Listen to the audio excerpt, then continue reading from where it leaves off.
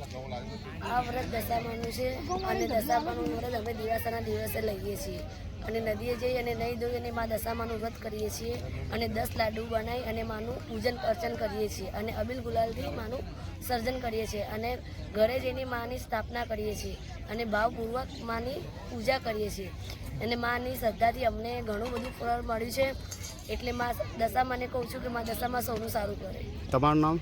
મારું નામ પટની કૈલાસબેન।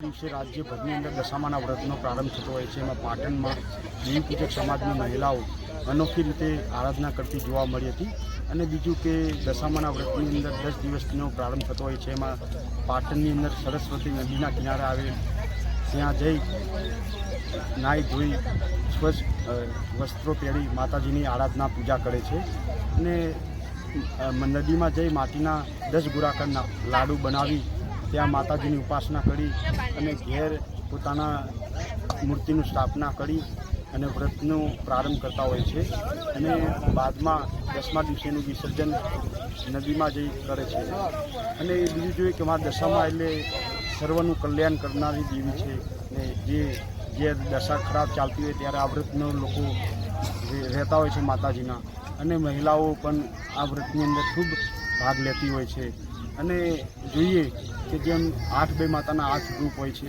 એમ 9 દુર્ગાના 9 રૂપ હોય છે એમ મા દશામાના પણ 10 રૂપ હોય છે।